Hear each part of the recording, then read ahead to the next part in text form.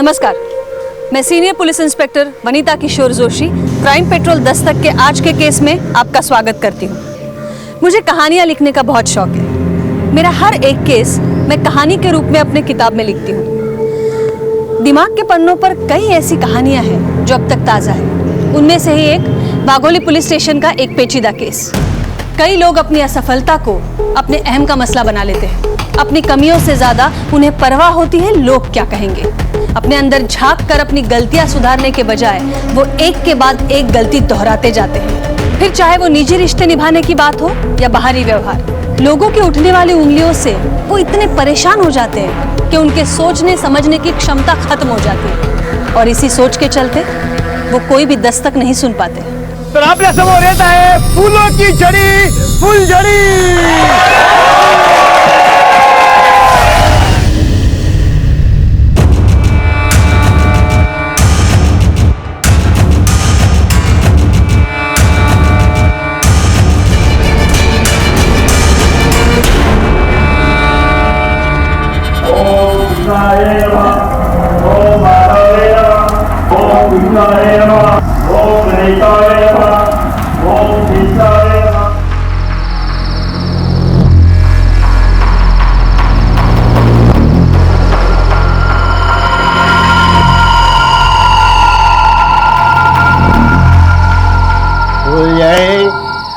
आज के बाद इस घर पर राज तुम्हारा होगा।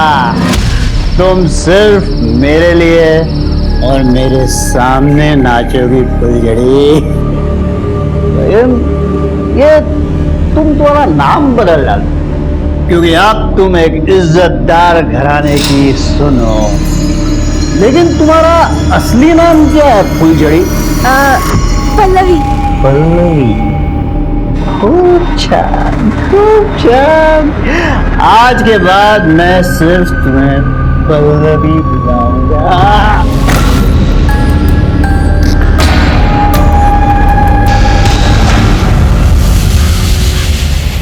क्यों काकी, सबको यही लग रहा था ना कि अब तो ये प्रकाश मर जाएगा, मिट जाएगा, लेकिन जब तक उसके जीवन में मेरी ये रोशनी है तब तक प्रकाश पर कोई अंधेरा नहीं आ सकता।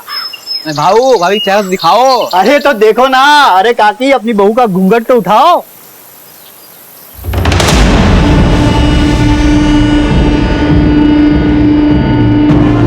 प्रकाश बहुत सुंदर है। अरे खाओ खाओ, आप लोग समोसा लड्डू खाओ। भाऊ बिना काका ले।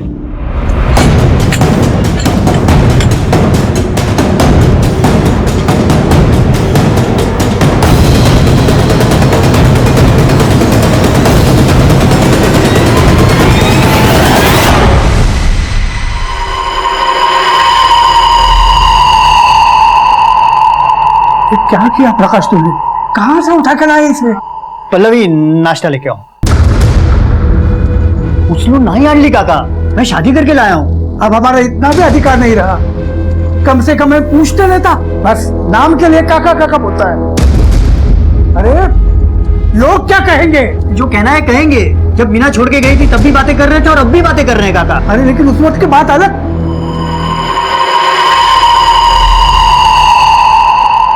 काका बस बसा काका। संदेश समझो ना। काय बाबा, आज खुशी का दिन है। सून आई है घर पे, हाँ? और आप कोस रहे हो। प्रकाश भाव खुश है ना, तो आपको क्या समस्या है? नाश्ता कीजिए। अरे हाँ भाव, सुना इधर आ। वो क्या है, वहीनी साहब आई है ना घर पे, तो तुझे कहीं और रहने जाना होगा। लेकिन भाऊ मैं कहाँ जाऊंगा? पहले हमारी जमीन आपके पास गिरवी, अब ऊपर से आप घर से निकालोगे तो मैं कहाँ जाऊंगा भाऊ? मैं तुझे घर से कहाँ निकाल रहा हूँ। वो अपना खेत वाला घर है ना, तू वहां जाके रहे। तू वहां रहेगा ना तो खेत संभालने में भी आसानी होगी। भाऊ ऐसा मत करो ना। तू समझ यार, तू जा। भाऊ जा भाई।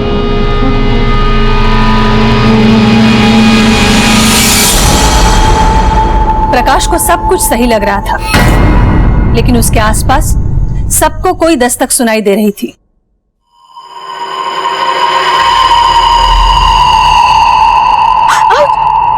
छोड़िए, ये क्या कर रहे हैं आप? अभी काम बहुत है, रात में अभी काम बहुत है। आपको बोलता हूँ तो दिन में छोड़िए ना। वो दरवाजे पे है कोई। आता हूँ।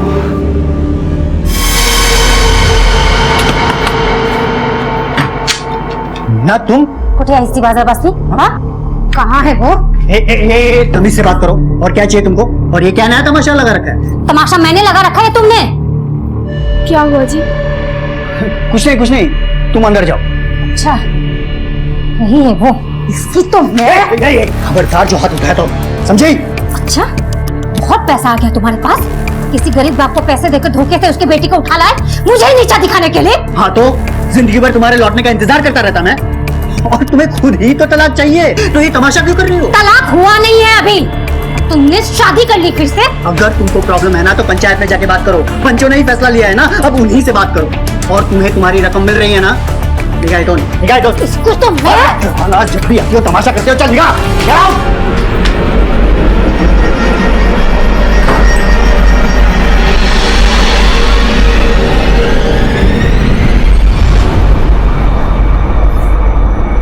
पल्लवी, मैं बाजार जा रहा हूँ, थोड़ा संभल कर रहना। किसी अजनबी से बात मत करना और दरवाजा मत खोलना। मेरे साथ साथ अब तुम पर भी नजर है लोगों की। संभल कर।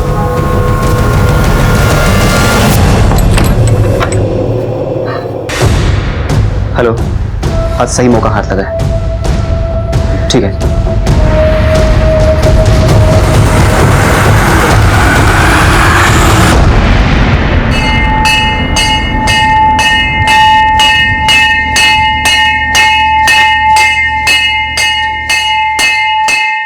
अरे मी येतोय रे. थांब, कॉल करता हूँ.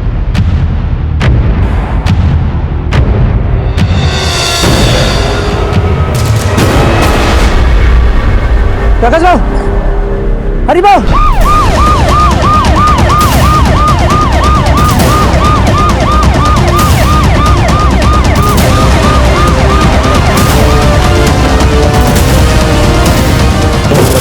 बाजू हटो। मैडम, काफी खून बह चुका है। सबसे पहले लाश किसने देखी थी? मैडम, मैंने देखा था. जरा आजूबाजूला शोधा, काय सापडताय का बघा. इसे यहाँ आते हुए देखा था किसी ने? नहीं देखा मैडम. अक्सर आते जाते रहते थे मैडम. ये जमीन भी इनकी है, ये मंदिर भी इनका ही है. कब आए, किधर से आए, पता नहीं मैडम. इसका नाम क्या है, कहाँ रहता है और फैमिली को इन्फॉर्म किया है इसके? इनका नाम प्रकाशराव पाटिल. इनके काका गांव के सरपंच है, विनायकराव पाटिल. वो यही पास में रहते हैं. घर पर खबर कर दी थी, अभी तक आई नहीं. मैडम ये चूड़ियाँ मिली हैं. किसी ने कोई औरत को यहाँ आते जाते देखा है? नहीं. जगदीश भाव के साथ झगड़ा हुआ था इनका जमीन के लिए. प्रकाश भाव ने उनके साथ बातचीत की, लेकिन जमीन किसी और को बेच दी. इसकी वजह से जगदीश भाव आके उनके साथ 10 दिन पहले ही झगड़ा कर गए. प्रकाश राव, तूने ये जमीन बेच के ठीक नहीं किया. मेरी जमीन थी, मैंने बेच दी. हमारी बातचीत चल रही थी ना, और तुमको मालूम था ना कि ये जमीन मेरे लिए कितनी जरूरी है. तो क्या करता, कब तक बैठा रहता. भाव अब सौदा हो गया है, अब जमीन चाहिए तो वसंत से लेना. चला रही.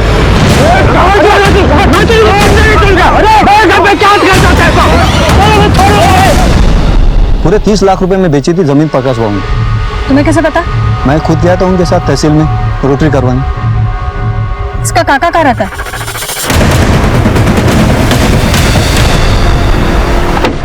प्रकाश मेरा इकलौता भतीजा था. आपके इकलौते भतीजे की हत्या हो गई है और फिर भी आप घर पर बैठे. सारा गांव उधर जमा हो गया था, आप नहीं आए? मैडम, मेरा बेटा संदेश बाहर गया था, मैं उसी की राह देख रहा था, तो अभी आया है. आपको क्या लगता है प्रकाश का कौन दुश्मन हो सकता है? ये कुछ चूड़ियां हमें मिली है, कुछ बता सकते हैं? मंदिर में तो बहुत लगाते हैं मैडम, किसी की भी हो सकती है. हाँ हो तो सकती है. खैर, ये प्रकाश के फैमिली में और कोई नहीं है क्या? क्यों नहीं, उसने तो 3 शादियां की थी. आखिरी शादी तो अभी 7 दिन पहले की थी. 7 दिन पहले शादी की थी और आज मर्डर.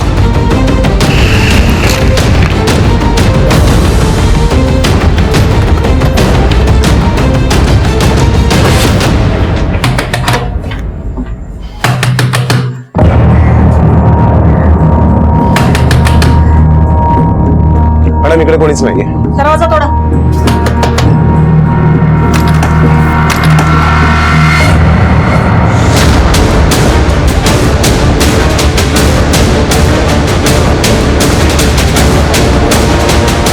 तू कौन है?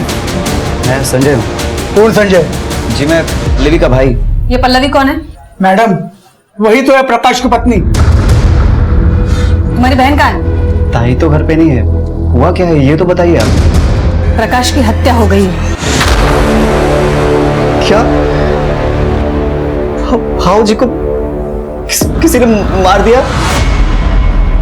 सावंत आत बघा काय मिळतंय का. तुम्हारी बहन है कहाँ? अरे बोल ना, उठा है पल्लवी. प्रकाश के साथ गई थी क्या? हाँ वो जीजा जी के साथ गई थी 2 घंटे पहले. कहाँ जा रही है, कुछ बोल के गए थे? नहीं. शबनम ये चूड़िया देखो, पहचानते हो? तुम्हारी बहन की है? पता नहीं.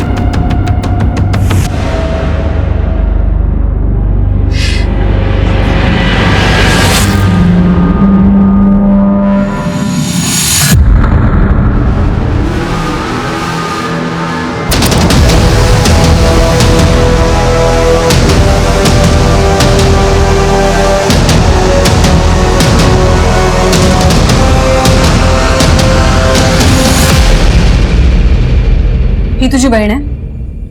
हाँ. माँ बाप कहाँ है तुम्हारे? जी वो हम अनाथ हैं. कहाँ के रहने वाले हो? विठलवाड़ी में गणेश मंदिर के पास. तुम्हारी बहन का नंबर दो. शबनम नंबर के. मैडम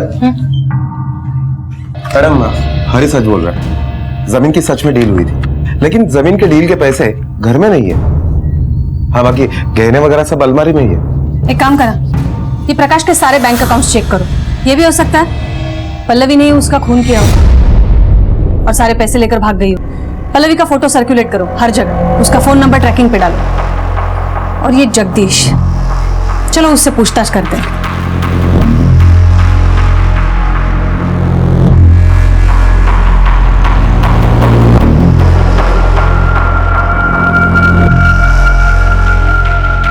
जैसी करनी वैसी भरनी मैडम. तो बड़ा खुश हो रहा है उसकी मौत पर. मैं खुश नहीं हो रहा हूँ मैडम, मगर मेरे मन को शांति मिली. मेरे जमीन का रास्ता प्रकाश के जमीन से गुजरता है. मैं वो जमीन खरीदना चाहता था ताकि मेरी जमीन बिक जाए, लेकिन उसने किसी और को बेच दी. तो अपने मन की शांति के लिए उसकी जान ले ली. आपको क्या लगता है प्रकाश को मैंने मारा है? इतनी बड़ी भी दुश्मनी नहीं थी मैडम. ये चिल्ला चिल्ला के झूठ बोलने से सच छिप नहीं जाएगा. एक बात ध्यान रखना जगदीश, तुम्हारे ऊपर नजर है हमारी. आप गलत इंसान पे नजर रख रहे हो मैडम. प्रकाश तो मेरा नुकसान कर ही चुका था, आखिर उसको मार के मुझे क्या हासिल होने वाला है? मगर जिसे हासिल हुआ है उस पे भी तो नजर रखिए.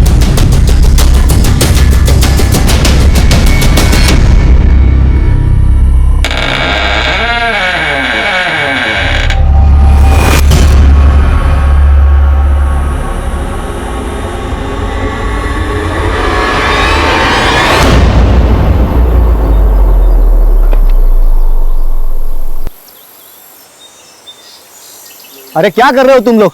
जल्दी से आज चलो.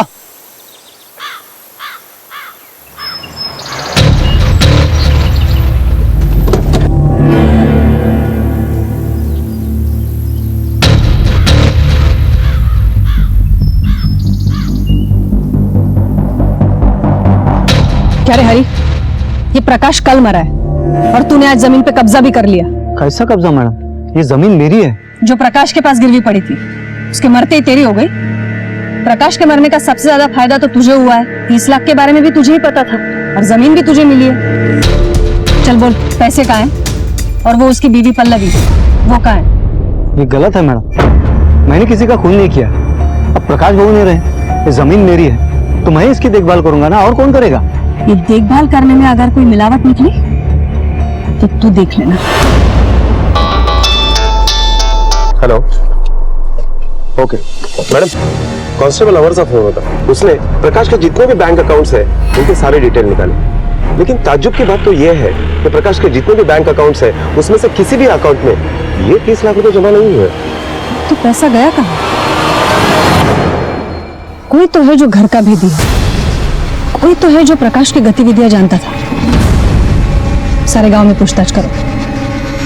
ये हरी और जगदीश दोनों पर नजर रखो। Okay ma'am. शबनम, बाहर वो एनजीओ वाली मैडम बैठी होंगी, उनको ये चेक दे दो। जी मैडम।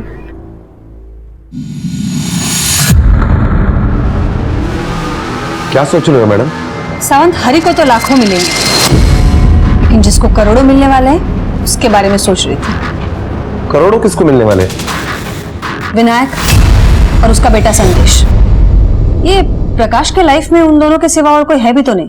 उसकी तीसरी पत्नी पल्लवी तो है ना? तीसरी भी और दूसरी पत्नी भी। एक काम करो, ये आजू बाजू पूछताछ करो, शायद कोई सुराग मिल जाए। Okay madam.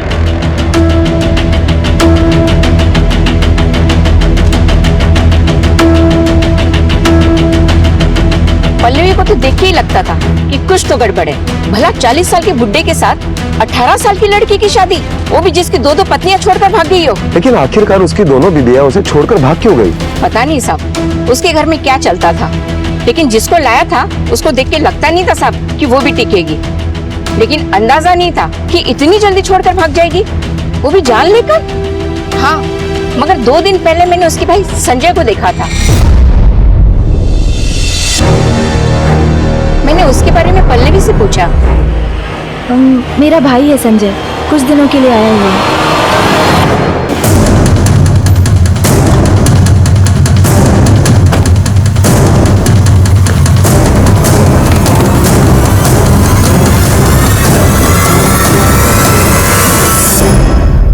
सावंत, अंदर छानबीन करो।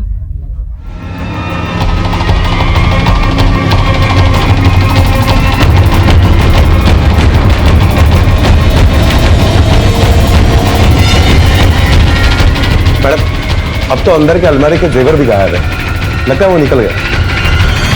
एक काम करो, आसपास छानबीन करो।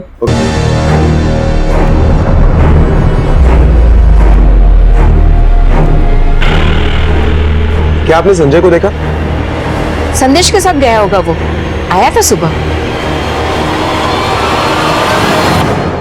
चल बोल, संजय कहाँ है? मुझे नहीं मालूम मैडम, पण काय झालं? बहुत भोला बनने की कोशिश कर रहा है, बोल चुपचाप। कहाँ भगाया संजय को? ये क्या कह रहे हैं मैडम आप? ये ऐसा क्यों करेगा? तो ये वहां क्या कर रहा था संजय के पास? मैं तो खाना देने गया था मैडम, अकेला था वो और कोई जानता भी नहीं उसे, विश्वास करो मेरा। मैडम, पूरे गांव में संजय कहीं पर भी नहीं है और गांव से बाहर जाते हुए उसे किसी ने भी नहीं देखा। उसके शहर के बाहर निकलने से पहले हमें उसे पकड़ना है। अब खेल खत्म हो चुका है सावंत, ये सब उन दोनों भाई बहन की मिलीभगत है। वो बहन प्रकाश को मार के 30 लाख लेके भाग गई और ये भाई संजय सारे गहने लेकर भाग गया। एक काम करो, पीसीआर से संपर्क करो तुरंत। Okay ma'am. मैडम, हमें तो पहले से शक था, मैंने प्रकाश को डांटा भी था, न जाने कहां से उठा के लाया था उसे। पहले 2 पत्नियां तो जान खाकर चली गई और अब तीसरी आई, उसकी जान ही ले ली उसने। ये पहली 2 पत्नियों का भागने का कारण क्या था? वो मैडम, प्रकाश की पहली शादी कुसुम से हुई थी 10 साल पहले। दोनों में बहुत लड़ाई झगड़े होते थे। फिर 3 साल बाद कुसुम ने प्रकाश को छोड़ दिया। उसके बाद प्रकाश ने मीना से शादी कर ली। अब पहली शादी का सबक लेकर प्रकाश मीना का बहुत ख्याल रखता था, मगर फिर भी। फिर क्या? वो कैसे बताऊं मैडम, शादी के 2 साल के अंदर ही मीना ने प्रकाश भाऊ पर नपुंसक होने का आरोप लगा दिया। ए, दिमाग मत खराब कर मेरा। क्या दिमाग मत खराब कर, सच बोली तो मिर्ची लगी। तुम नपुंसक ही हो, ना मर्द। तुम क्या निकालोगे नीचे घर से? मुझे ही नहीं लेना तुम्हारे साथ इस घर के छत के नीचे। निकलो नहीं। अरे बेटा सुन तो जरा, घर की बात घर में रहे, इसलिए पंचायत बुलवाकर हमने दोनों में समझौता किया था। वो दोनों अपनी मर्जी से अलग रहते थे। इसका मतलब दोनों का तलाक नहीं हुआ था? नहीं, पंचायत में मीना ने सिर्फ अलग रहने की बात की थी, बाकी कोर्ट कचहरी तो प्रकाश ही जाने। तो ये नपुंसक वाली बात कितनी सच है? ये झूठा आरोप लगाया था उसने प्रकाश पर। उसे तो प्रकाश से सिर्फ पैसे चाहिए थे। अलग होने के बाद प्रकाश हर महीने उसे 10,000 खर्चा देता था, फिर भी वो हर दिन आके झगड़ा करती थी।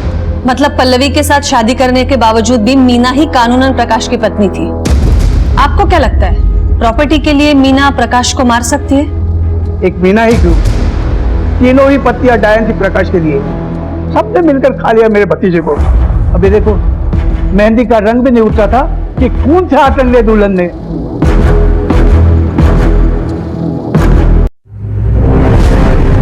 मैडम ये केस तो और भी उलझता जा रहा है। तुमने मगरमच्छ के आंसू देखे सावंत? मैडम देखे ना अभी इन दोनों के। इन दोनों ने दूसरों की बात तो बता दी, लेकिन अपनी बात छुपा के रखी है। ये प्रकाश की मौत अगर प्रॉपर्टी के लिए हुई है तो हो सकता है पल्लवी को भी अब तक मार दिया गया हो, क्योंकि प्रकाश के मौत के बाद उसकी सारी प्रॉपर्टी उसकी पत्नी मीना की हो सकती है। तो इसका मतलब है मीना के जान को भी खतरा है। एक काम करो सावंत, ये मीना के फोन ट्रेस करो और उसे भी आगाह कर दो। Okay ma'am. मैडम ये पल्लवी का भाई संजय, ये भी तो गहने लेकर फरार है। यही तो प्रॉब्लम है सावंत। हम अभी ऐसे चौराहे पर खड़े हैं, सामने रास्ते तो कई हैं, लेकिन हमारी मंजिल तक कौन सा जाता है पता नहीं। मैडम, विट्ठलवाड़ी गांव वाले से पता किया, संजय झूठ बोल रहा था। वो अनाथ नहीं है, उसकी फैमिली है गांव में।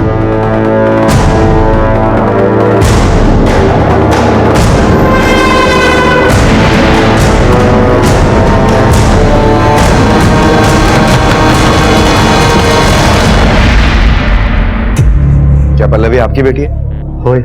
पुणे में एक मर्डर हुआ है और उसी के सिलसिले में हमें आपके बेटी पल्लवी के साथ बात करनी है। क्या वो यहाँ आई है? साहब वो तो यहीं रहती है। बुलवा दिला। पल्लवी,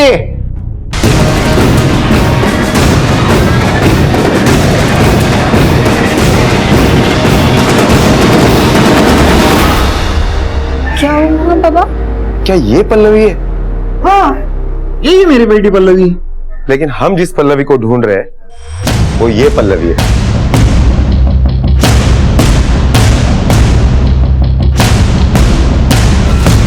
ये तो मेरा भाई संजय है।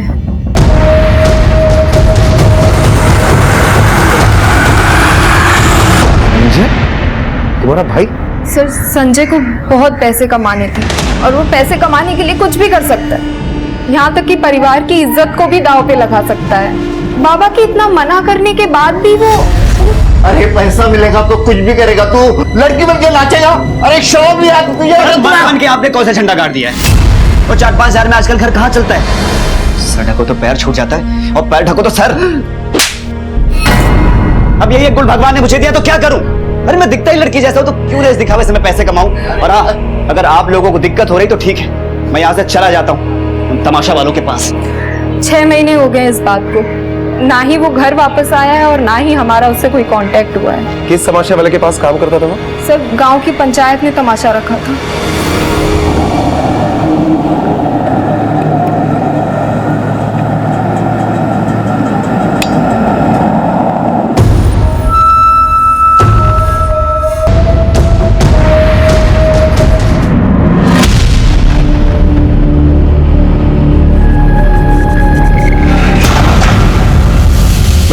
ये तमाशा कंपनी के ओनर गुलाब राव का फोन अभी भी स्विच ऑफ आ रहा है, लेकिन मैंने सारे नेटवर्क और खबरियों को अलर्ट कर दिया है। ये गुलाब राव जल्द से जल्द हमारे हिरासत में होगा। सावंत, मुझे लगता है ये गुलाब राव और संजय दोनों ने मिलकर प्रकाश को बेवकूफ बनाया होगा। हो सकता है ये गुलाब राव ने संजय की मदद से प्रकाश को फंसाया। संजय ने प्रकाश से शादी की और उसके बाद दोनों ने उसका मर्डर करके जेवर और पैसा लेकर भाग गए होंगे। मैडम, सोचने वाली बात यह है कि ये प्रकाश की दोनों बीवियां उसे छोड़कर चली गई और उसके बाद उसने तीसरी शादी एक लड़के के साथ की। मीना ने भी उसके ऊपर नपुंसक होने का आरोप लगाया है। सच में तुम नपुंसक हो?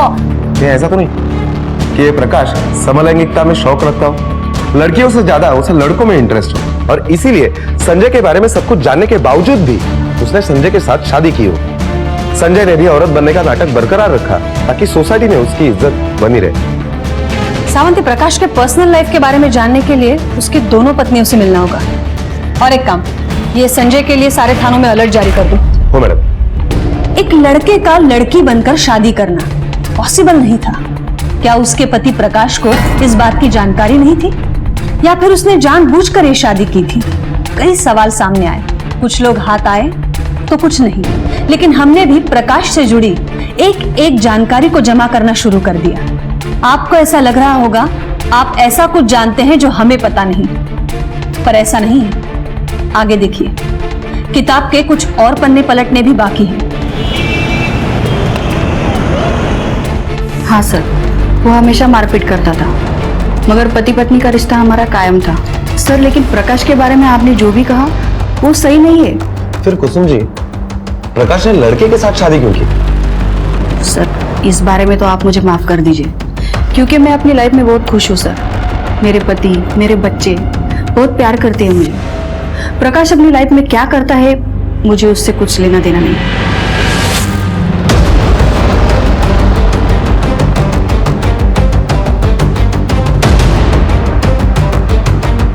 यहाँ पर तो ताला है। अरे ताई, एक मिनट। साहब। ये मीना यहीं रहती है ना? जी सर। आप कहाँ हैं? एक हफ्ते से कहीं गई हुई हैं। आपको पता है कहाँ गई? ये तो मुझे नहीं पता साहब। ठीक है, थैंक यू। ठीक है, रात्रि फोन करते, टाइम पे दवाई ले लेना। हाँ आईला पण सांगा। ओके ठेवते। मैडम, ये मीना घर से गायब है। मैडम, कहीं ऐसा तो नहीं कि इस सारी घटना में मीना ही मास्टरमाइंड हो और उसी ने संजय के साथ मिलकर ये सब कुछ चक्कर चलाया हो? क्योंकि वो जानती थी कि प्रकाश समलैंगिक है और इसी बात का उसने फायदा उठाया हो। अगर ऐसा है भी तो ये मीना जाएगी कहाँ? जिसके पास पूरी किताब है वो एक पन्ना क्यों चुराएगा? खैर, ये मीना चाहे कहीं भी घूम ले, आना तो उसे यहीं पड़ेगा। Excuse me. Hello. Okay ma'am, Meena का पता चल गया है। गुड, ले आओ उसे। Okay ma'am. काका, प्रकाश पति थे मेरे और पत्नी होने के नाते मैं करूंगी उनका अंतिम क्रियाक्रम। अब आई हो उसका क्रियाक्रम करने। उस वक्त कहाँ थी जब उसे तेरी जरूरत थी? वही ये क्या नया खेल खेल रही हो तुम? खेल तो प्रकाश ने खेला था मेरे साथ, आपकी पंचायत ने खेला था। आपने ही अलग किया हम दोनों को। जो भी थे वो मेरे पति थे, कच्ची डोर की ही सही, लेकिन रिश्ता अभी भी जुड़ा था उनसे। हमें भी जाननी है वो कहानी कच्चे रिश्तों की। घेऊन चला तिला। पण साहेब, मी काय केला? पोलीस स्टेशनला चल। साहेब,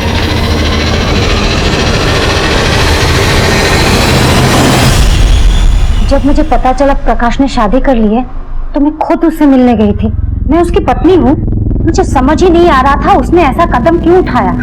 और रही प्रॉपर्टी की बात, मेरे पति के प्रति कर्तव्य खत्म होते ही मैं यहाँ से खुद चली जाऊंगी। सिंदूर ही नहीं रहा तो ईंट पत्थर का मैं क्या करूंगी? समलैंगिक पति के प्रति इतना सम्मान? मतलब? जिस लड़की से तुम्हारे पति ने शादी की थी वो लड़का था, संजय नाम था उसका। नहीं, इतना चौंको मत, तुमने भी उसे नपुंसक करार दिया है। अरे मैडम, वो तो मैंने ऐसे गुस्से में बोला था।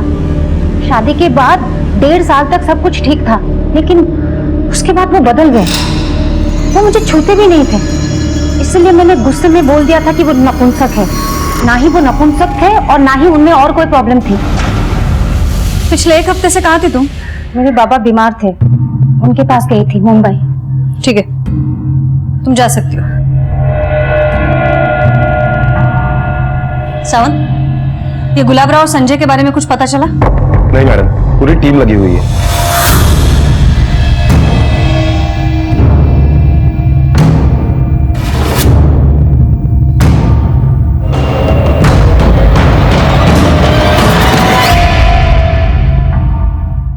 मैडम, प्रकाश की पहली 2 बीवियां यानी कुसुम और मीना, इन दोनों के हिसाब से प्रकाश नपुंसक नहीं था और प्रकाश के समलैंगिक होने के भी कुछ खास सबूत नहीं है हमारे पास, सिवाय इसके कि उसने संजय के साथ शादी की, जिसका सच हमें पता नहीं। सावंत, अगर ये प्रकाश के पत्नियों की बात मानी जाए तो हमारा सोचना सही है। प्रकाश को बेवकूफ बनाया गया है। संजय ने प्रकाश से शादी कर ली, फिर संजय का सच प्रकाश को पता चलने के बाद संजय ने उसे मार दिया। लेकिन मैडम, तमाशे में नाचने वाला एक सीधे साधे घर का लड़का इतनी पक्की प्लानिंग कर सकता है कि 2 शादियां कर चुका हुआ प्रकाश भी उससे धोखा खा गया। बरोबर है सावंत, पर यह प्लानिंग अकेले संजय की नहीं हो सकती। हो सकता है गुलाबराव शामिल हो, इसलिए तो फरार हो गया, या कोई और। ये विनायक और संदेश दोनों के कॉल रिकॉर्ड्स आ गए? मैडम, शाम तक मिल जाएंगे। हेलो।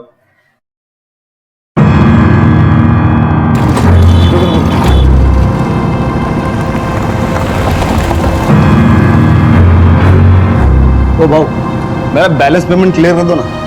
गुलाबराव, तुम्हारा बैलेंस पेमेंट मैं क्लियर करवाता हूँ, वो भी पुलिस स्टेशन। सरबस, गुलाबराव, अब जो भी है ना सच सच बोल दे। चल बोल। मैडम, मेरी तमाशा कंपनी में लड़के भी लड़की बन के नाचते हैं। मैं अक्सर ऐसे स्पेशल लड़कों को ढूंढता था जो लड़की की तरह दिखे। प्रकाश मेरे तमाशा कंपनी में अक्सर शो देखने आया करता था। उसकी 2 शादियां टूट चुकी थी मैडम। एक रात वो मेरा शो देखने आया तो मैडम मुझे नहीं पता कि प्रकाश को कैसे शक नहीं हुआ कि फूलझड़ी संजय है। प्रकाश ने फूलझड़ी से शादी करने की ऑफर दी। जमीन बेचकर उसके पास बहुत पैसा आया था। वो पैसा देखकर मेरे दिल में लालच पैदा हो गया। भाव, अगर प्रकाश को पता चल गया कि मैं फुलझड़ी नहीं संजय हूं तो? बिल्कुल टेंशन क्यों लो। उसके आंखों पे ना पट्टी बंधी है। तू 2-4 दिन वहां पे रह ले और जैसे तुझे मौका मिले ना पैसे लेके भाग जा। फिर मैंने संजय को 5 लाख रुपए का लालच देकर उसे मना दिया और वो शादी के लिए मान भी गया। शादी के बाद ना संजय ने मुझे फोन किया ना वो खुद आया। तो तू गायब क्यों हो गया था? इतनी सारी प्लानिंग करने के बाद भी सब कुछ संजय के हाथ में था। मुझे मेरे पैसे चाहिए थे। मैंने संजय से मिलने की कोशिश की तो प्रकाश के बारे में पता चला। मैं डर गया था मैडम। मुझे लगा कि झूठी शादी की खबर सबको पता चलेगी तो मैं फंस जाऊंगा। मैंने तो बस प्रकाश को लूटने का प्लान किया था। सावंत, लगता है हमें मास्टरमाइंड मिल गया।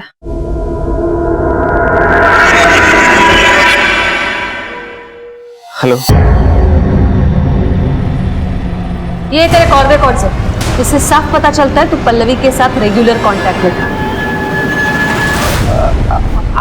आप सही कह रहे हैं मैडम, लेकिन मैडम मैं भी लगभग 40 साल का हो चुका हूँ। मेरा एक पाँव खराब है। यहाँ मेरी शादी का खाता नहीं खुल रहा है और वहाँ प्रकाश भाव हैट्रिक मार चुके थे। इसलिए मैंने सोचा प्रकाश भाव को इस उम्र में पल्लवी जैसी लड़की मिल सकती है तो मुझे क्यों नहीं। इसलिए मैं पल्लवी के पीछे पड़ गया था। धन्यवाद वैनी साहब। वैनी साहब, मैं क्या बोलता हूँ, वो मेरा भी कहीं रिश्ता जमा दो ना। करती हूँ ना जुगाड़ देवर जी, लेकिन अच्छी चीज के अच्छे पैसे भी लगते हैं। पैसे जितने चाहे ले लो, बस लड़की आप जैसी ढूंढना। मुझे सच में पता नहीं था मैडम कि वो प्रकाश भाव को लूटने आई है, मारने आई है। आई नहीं, आया था। क्या? वो एक लड़का था। प्रकाश को धोखा दिया गया था शादी को लेकर। और ऐसा तो एक ही इंसान कर सकता है जिसको संजय की मौत से फायदा हो।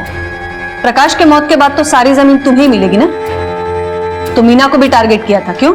नहीं मैडम। अगर कुछ और भी छुपा रहा है तो बता दे, अभी भी वक्त है। मैडम मुझे शादी करके घर गृहस्थी बसानी है, ये खून और कत्ल करके जेल में नहीं बसना है। वैसे उस फुलझड़ी का पता चला क्या? नहीं, उस पल्लवी का, अपना उस लड़के का पता चला क्या? यहाँ हम एक एक कड़ी जोड़ने की कोशिश कर रहे थे, हर दिशा में घूम रहे थे कि अचानक इस कहानी में और एक ड्रामेटिक मोड़ आ गया जिसने इस केस की दिशा ही बदल दी। मैडम मैंने ही कॉल किया था। कहाँ है लाश? बाजूला बाजूला अरे बाजूला।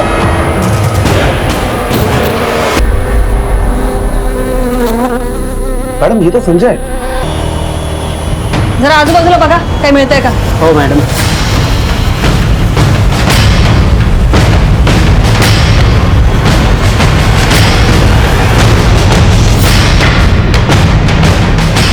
मैडम इधर आइए।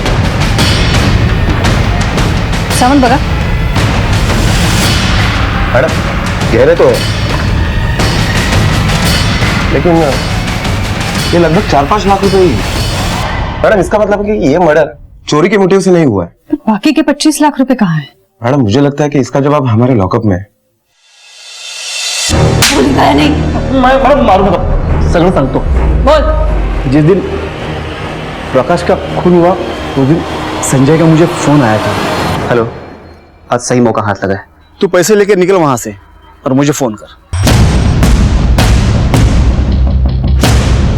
उसे पैसे मिल गए थे और वो भागने वाला था कि किसी ने प्रकाश का मर्डर कर दिया और पुलिस प्रकाश के घर पे आ गई।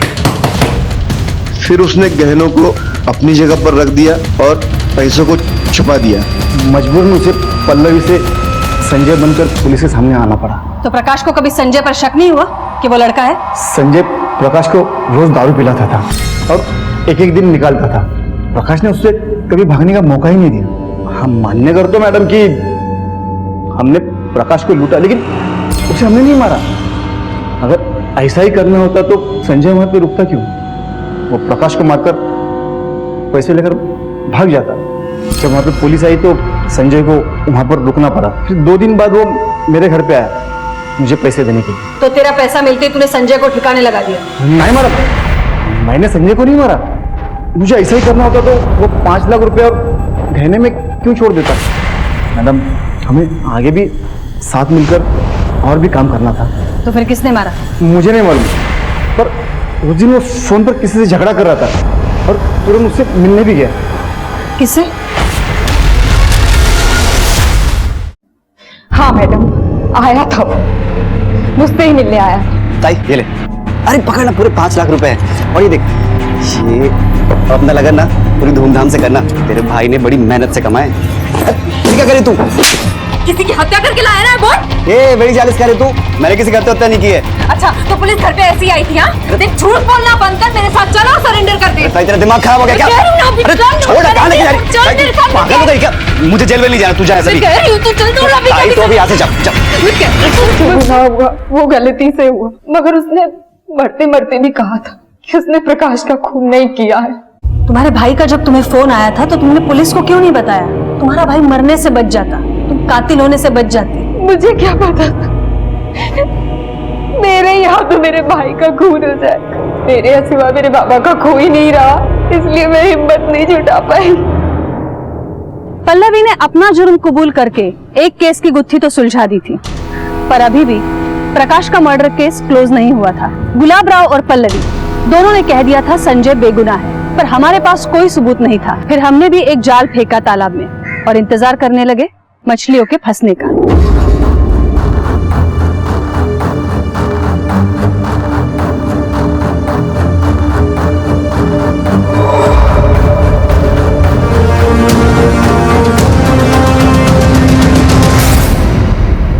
Twinkle twinkle little star I want to what you are. अरे वाह, तुम्हें तो बहुत सारी पोएम्स आती है। साहेब कशासाठी मुझे यहाँ बार बार बुला लाते?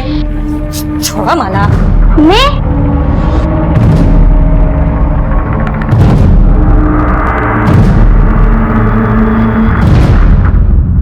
मेरे पास अपनी दूसरी शादी छुपाने के अलावा और कोई रास्ता नहीं था।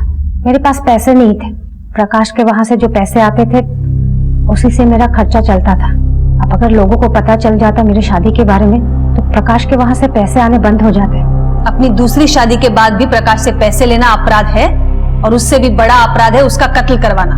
क्या बोलते हैं मैडम, मैंने किसी का मर्डर नहीं करवाया। बहुत शातिर दिमाग है तेरा, लेकिन हमारा पाला तुझ जैसे लोगों से रोज पड़ता है। सावंत, बोलवा तला। खड़े।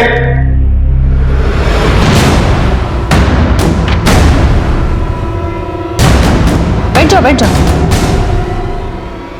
क्या हुआ, पहचाना इसे? सावंत, ये तुम्हारे बेटे का स्कूल फॉर्म, राहुल जगन शेड़गे। कमाल की बात तो ये है, ये तुम्हारे बच्चे का बाप है। जब प्रकाश का खून हुआ था तो इसका मोबाइल लोकेशन उसके आसपास ही था। तेरे बाबा से भी बात हुई थी। तुम्हारी बोलचाल बंद हुए तो 5 साल हो गए। तो आगे की कहानी तू सुनाएगी या फिर हम तुझसे बुलवाएं? बताती हूँ मैडम। जगन और मैं मेरी शादी से पहले से एक दूसरे से प्यार करते थे, लेकिन जगह के नाम पे कुछ केसेस थे, इसलिए मेरे माँ बाप ने मेरी शादी प्रकाश के साथ करवा दिया। शादी के बाद भी मैं प्रकाश के साथ खुश नहीं थी और मेरे संबंध जग्या के साथ थे। जब मैं जग्या के बच्चे की माँ बनने वाली थी तब मैंने सोचा कि मैं प्रकाश को छोड़ दूंगी, इसीलिए मैंने उसके ऊपर नपुंसक होने का आरोप लगाया। तो प्रकाश को क्यों मारा? प्रकाश से मेरा तलाक नहीं हुआ था। कानूनन मैं अब भी उसकी पत्नी थी। आज नहीं तो कल उसकी प्रॉपर्टी मुझे ही मिलने वाली थी, लेकिन उसने अचानक शादी कर ली तो मुझे लगा कि वो मुझे तलाक दे देगा। तब जग्या ने बोला कि यदि हम प्रकाश और उसकी बीवी को मार दें तो सारी संपत्ति तुम्हारी हो जाएगी। जान से मार देंगे। बस जैसा मैं कहता हूँ वैसा तुम करो। वो मुझसे खेत में मिलने वाला था। देखो प्रकाश, तुमने शादी तो कर ली, मुझे बुरा तो लगा, लेकिन ठीक है, मैं इस रिश्ते को और घसीटना नहीं चाहती, इसीलिए मैं हमेशा के लिए नागपुर शिफ्ट हो रही हूँ। हम पल्लवी को भी मार देना चाहते थे, लेकिन वो भाग निकली। मैंने जो कुछ किया अपने बेटे राहुल के लिए किया मैडम। अपने बेटे के भविष्य की इतनी चिंता होती तो यूं अपराध के रास्ते पर नहीं चलती। अपने लालच के लिए अपने पति को मार डाला तूने। अब तेरा भविष्य तो जेल में है। मैंने आपसे कहा था ना, हर क्राइम का एक रूट कॉज होता है जिसे हम कहते हैं दस्तक। हर अपराध को पहचानिए, हर कदम पर सुरक्षित रहिए। देखते हैं हमारे आज के एपिसोड की दूसरी कहानी।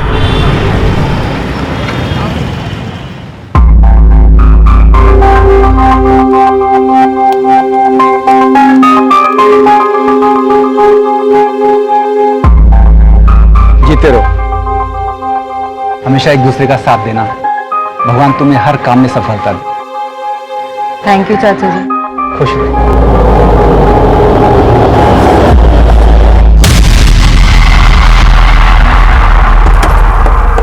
नमस्कार, मैं senior inspector Abhimanyu Jindal, crime petrol Dastak में आप सभी का स्वागत करता हूं। यह केस तब का है जब मैं गुरुग्राम में पोस्टेड था। यह केस मैं आप लोगों के साथ इसलिए शेयर कर रहा हूं कि जो गलतियां इस केस के किरदारों ने की या जिन हालात में वो फंसे, उनसे हम सब कुछ ना कुछ सीख ले सके। आलोक मेहरा पेशे से वकील था, गुरुग्राम की एक रईस फैमिली से बिलोंग करता था। आरती गुप्ता यूपी के एक छोटे से गांव की रहने वाली थी। वैसे तो अपनी शादी के बाद अक्सर लोग कहीं ना कहीं बाहर घूमने जाते हैं, लेकिन आरती अपनी शादी के अगले ही दिन हमारे पुलिस स्टेशन आई। आरती जी, आपको बिल्कुल डरने की जरूरत नहीं है। आपके साथ जो भी हुआ है आप बेझिझक बोलिए। बोलो ना आरती, क्या हुआ तुम्हारे साथ? सर, आज सुबह मैं बिल्डर केशवानी के ऑफिस गई थी। उसने मुझे बंगलो देखने के लिए बुलाया था और सर, हमारी कल ही शादी हुई है। बिल्डर केशवानी से हमारी बंगलो को लेकर बातचीत चल रही थी। इनफैक्ट उसका आज सुबह ही मुझे कॉल आया था। देखिए केशवानी जी, वो आज मुझे थोड़ा इंपॉर्टेंट काम है तो मैं बंगलो देखने नहीं आ पाऊंगा सर। देखिए सर, एक ही बंगलो बचा है और सर आपको देना ही कितना है? सिर्फ 10%, बाकी तो 2 साल के बाद देना है। देखिए, किसी ने टोकन दे दिया तो फिर नुकसान आप ही का है, तो जल्दी कीजिए। देखिए सर, चाहता तो मैं भी नहीं हूं कि ये डील मेरे हाथ से जाए, बट सर बिजी हूं ना, क्या कर सकता हूं। सर मैं एक काम करता हूं, मैं अपनी वाइफ को भेज दूं बंगलो देखने। ठीक है जी, थैंक्स। ये क्या लोग शादी के अगले दिन ही कोई काम पे जाता है क्या? और ऊपर से बंगलो देखने भी मुझे अकेले जाना पड़ेगा। ये तो अन्याय है ना मिलोड। सॉरी आरती, बट आज की तारीख बड़ी मुश्किल से मुझे मिली है। बहुत बड़ा क्लाइंट है, ये काम मैं नहीं छोड़ सकता। इट्स ओके वकील साहब, अब गिल्टी फील मत करो, चली जाऊंगी मैं। सर, आज सुबह मैं 11 बजे केशवानी के ऑफिस गई, फिर वो मुझे बंगलो दिखाने के लिए अपने साथ लेके गया। आइए आइए आरती भाभी, ये देखिए भाभी, ऐसा थोड़ा थोड़ा फर्नीचर मैंने बना दिया हर जगह।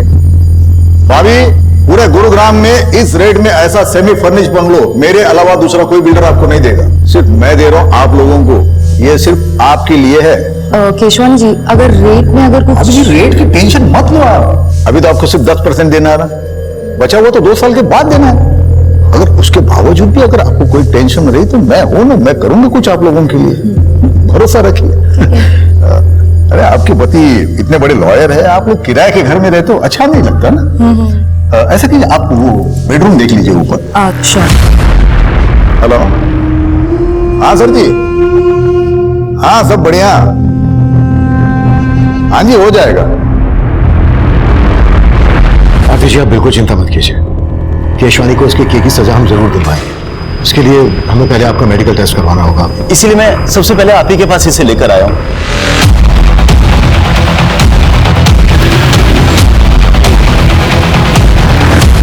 ऐसे कैसे ले जाओगे?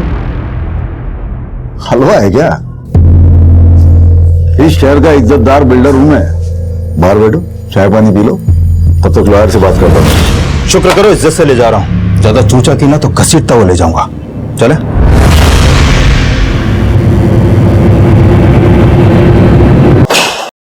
अरे ये क्या तरीका है क्या आपका? ये आदमी सीधा उठा के लाया हमें। मिश्रा, डंडा मजबूत है ना? जी सर। पिछली बार हड्डी टूटने से पहले डंडा टूट गया था। एक्सक्यूज मी, देखिए आपको जो भी सवाल पूछना है ना, सवाल बाद में केशवानी साहब। क्या है केशवानी साहब, मेरे पुलिस स्टेशन में रेपिस्ट से सवाल बाद में किए जाते हैं, पहले उसे थोड़ी देर तोड़ा जाता है तबीयत से। देखिए मैंने कुछ नहीं किया, वो आरती झूठ बोल रही है। आप उसे बंगलो दिखाने ले गए थे, ये बात झूठ है? झूठ है, सरासर झूठ है। मैं बिल्डर हूँ, कोई ब्रोकर नहीं हूँ जो बंगलो दिखाने के लिए लेके जाऊंगा। केशवानी साहब जरा ऊपर देखिए। तुझे आरती के साथ जाते हुए देखा गया था। आरती का मेडिकल करवाया हमने, बस डीएनए रिपोर्ट आनी बाकी है। उसके बाद केशवानी तुझे जमानत तक नहीं मिलेगी। मैं मानता हूं, मैं आरती के साथ सोया था, लेकिन मैंने रेप नहीं किया है। उसकी मर्जी से ये हुआ है सब कुछ। आइए आइए आरती भाभी, ये देखिए, ये ऐसा मैंने थोड़ा थोड़ा फर्नीचर बना दिया हर जगह। आरती भाभी, पूरे गुरुग्राम में इस रेट में ऐसा सेमी फर्निश बंगलो दूसरा कोई बिल्डर आपको नहीं देगा, सिर्फ मैं दे रहा हूं आप लोगों के लिए। कैसा लगा बंगलो? बंगलो तो बहुत अच्छा है, लेकिन थोड़ा सा महंगा है। अगर थोड़ा डिस्काउंट मिल जाता तो? डिस्काउंट? चलो ठीक है, अभी आप इतना प्यार से बोल रहे हो तो मैं थोड़ा कुछ कर दूंगा। और अगर मैं और प्यार से कहूं तो? मतलब? मैं ना बेडरूम देख लेती हूँ।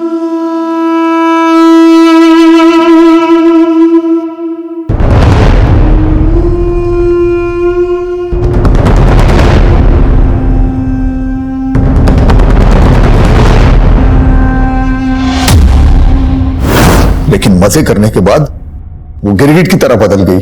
50 लाख ब्लैकमेल कर रही मुझे। जो समझना है समझ लो। मैंने सोचा था सिचुएशन को मैं खुद हैंडल कर सकता हूं, लेकिन मेरे कुछ करने से पहले वो आपके पास आ गई। मैं समझ सकता हूं आप उस पर भरोसा नहीं कर रहे, लेकिन आप जिसकी चाहो बोलो, मैं कसम खाने के लिए तैयार हूं। कसम खाने की जगह नहीं बची है केशवानी, अभी तो तुझे बहुत मार खा। मिश्रा सर, जरा ठंडा कर इसे। ऐसे घर वालों के अगेंस्ट जाके शादी की, ऊपर से उन्हें यह पता चलेगा कि तुम्हारा रेप हुआ है, कितनी बदनामी होगी उनकी। मेरे कोलिग्स क्या कहेंगे? आलोक, सिर्फ तुम अपने बारे में सोच रहे हो ना, और मेरा क्या? तुम एक वकील हो के ऐसी बातें कर। मुझे मत सिखाओ कि मैं कौन हूं और क्या करता हूं। और मैंने डिसाइड कर लिया है, मैं तुम्हारा केस लड़ूंगा और तुम्हें तलाक दे दूंगा। देख अभिजीत, तेरे पापा यहाँ कदम रखने के लिए तैयार नहीं है, लेकिन मैं आई हूँ। अगर तू इस लड़की को छोड़ के हमारे साथ आएगा तो तेरे पापा तुझे माफ कर देंगे। माफ कहना क्या चाहते हो माँ?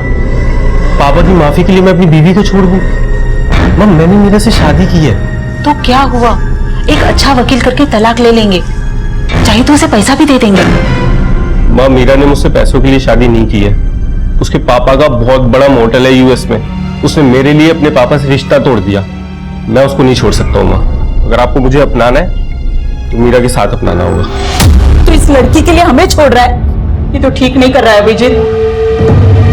माँ जी ऐसे मत जाइए ना, माँ जी प्लीज, अभी रोको ना उन्हें, अभी रोको उन्हें। अगर हमारे पेरेंट्स हमारे साथ नहीं है ना, तो आज से हम दोनों एक दूसरे की फैमिली है।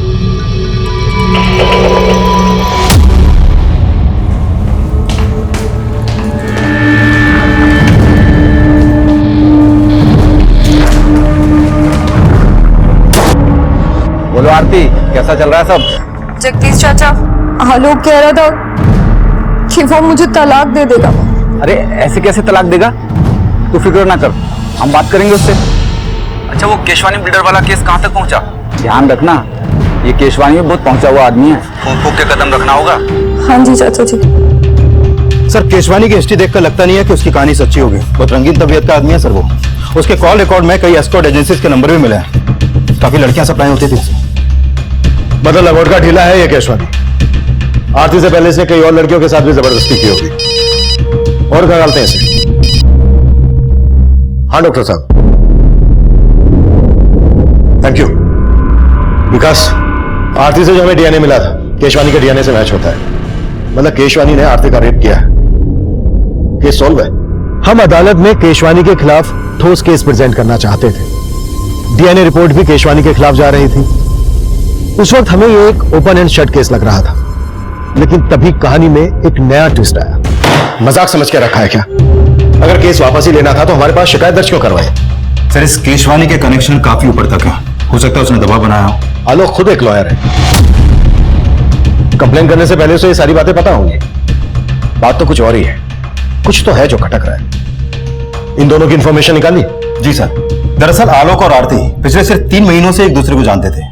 1 साल पहले आरती गुरुग्राम में नौकरी की तलाश में आई थी और आलोक एक क्रिमिनल लॉयर है, बड़े परिवार से ताल्लुक रखता है, ये सब पता है मुझे। इसके अलावा सर, मेरी आलोक के कुछ वकील दोस्तों से भी बात हुई। उन्होंने बताया कि आलोक की शादी से पहले उसके 2-3 अफेयर्स भी थे, जिसके बारे में आलोक ने अपने दोस्तों से कभी भी खुलकर बात नहीं की। और अचानक आलोक के आरती से शादी के फैसले ने उसके माँ बाप की तरह उसके दोस्तों को भी चौंका दिया। आलोक ने चौंका तो हमें भी दिया है। ये केस वापस लेकर इन दोनों से एक बार मिलना पड़ेगा। अगर ये किसी दबाव में आकर ये फैसला ले रहे हैं तो इस फैसले को लेने से रोकना होगा।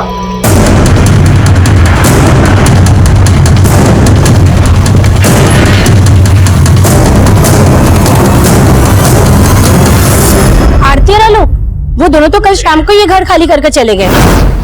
मैंने खुद देखा था उन्हें जाते हुए, और दोनों बहुत घबराए हुए भी थे।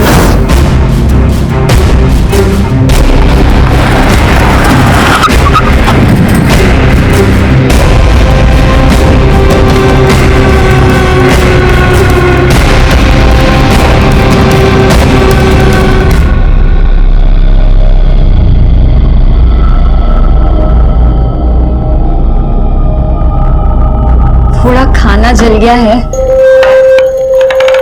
क्या हुआ? अभी एक इंटरव्यू में सिलेक्ट नहीं हुए तो क्या हुआ? तुम ट्राई तो कर रहे हो ना? लेकिन एक्सपीरियंस की वजह से कोई नौकरी नहीं दे रहा। कैसे सरवाइव कर पाएंगे हम लोग? डोंट लूज हार्ट, अभी सब कुछ ठीक हो जाएगा। एंड यू नो व्हाट, अगले हफ्ते मेरा एक इंटरव्यू भी है। This is just a phase, चला जाएगा। कभी कभी लगता है पापा एकदम सही कहते हैं। रिश्ते तोड़ के जो नए रिश्ते बनाता है ना, वो टिक नहीं पाते। अभी ऐसा मत कहो प्लीज।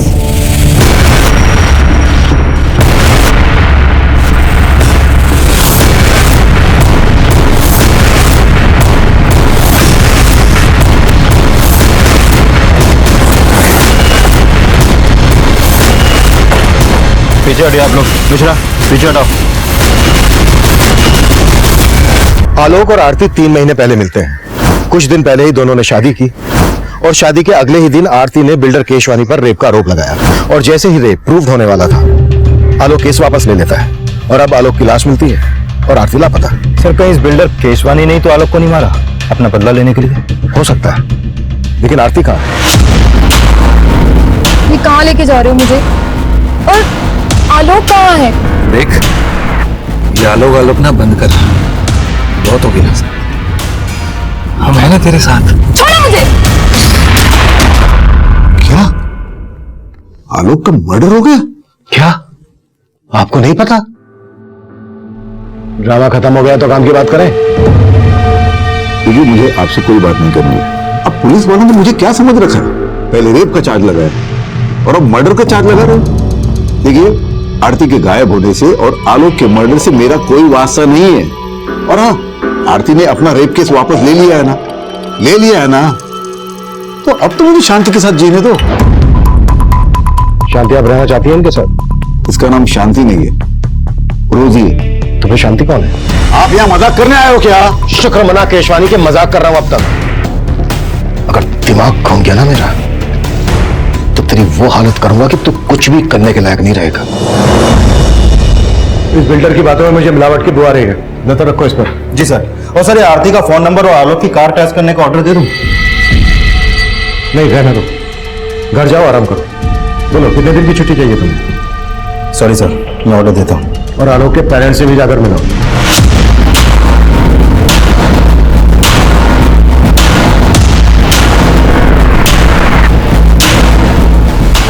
हाथ पैर बांधो इसके। हाँ, ले आया इसे। अब समझ में आएगा इसे कि रेप का मतलब होता क्या है। ये सब उस आरती का किया कराया साहब। उसने सबसे पहले हमारा बेटा हमसे छीना और बाद में उसकी जिंदगी। वो सोचती थी कि वो आलोक से शादी करके हमारी जायदाद में हकदार बन जाएगी, लेकिन जब हमने उसे नहीं अपनाया तो उसने अपना गुस्सा इस कदर हमारे साथ निकाला। देखिए, हम आरती को ढूंढ रहे हैं। आप हमें यह बताइए कि आप आरती के माँ बाप या उसके किसी भी रिश्तेदार को जानते हैं? नहीं साहब, हम किसी को नहीं जानते।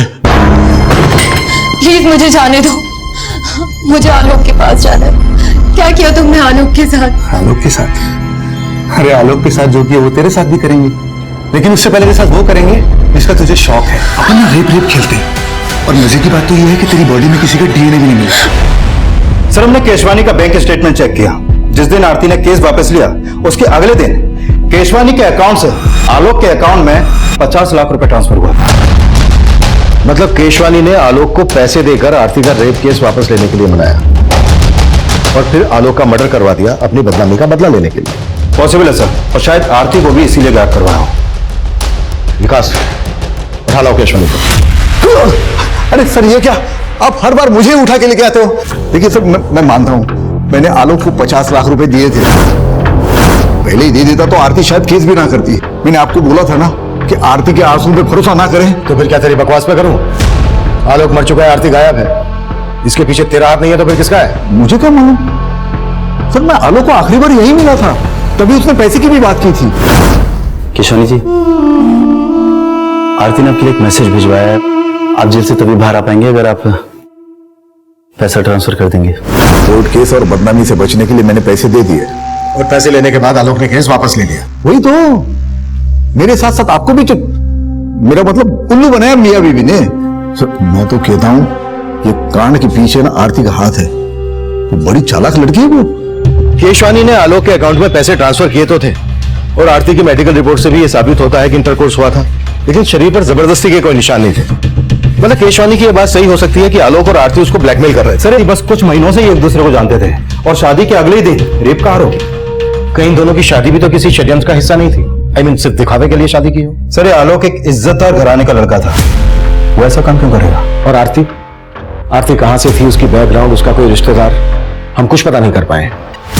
कहीं ऐसा तो नहीं है कि आरती, जिसे हम विक्टिम समझ रहे हैं, वही प्लानर हो?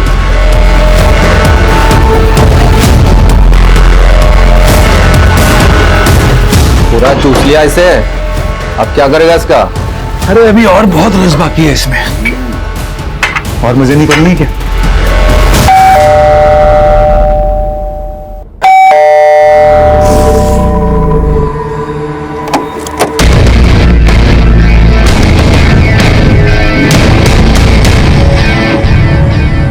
मैं coming sir? Coming.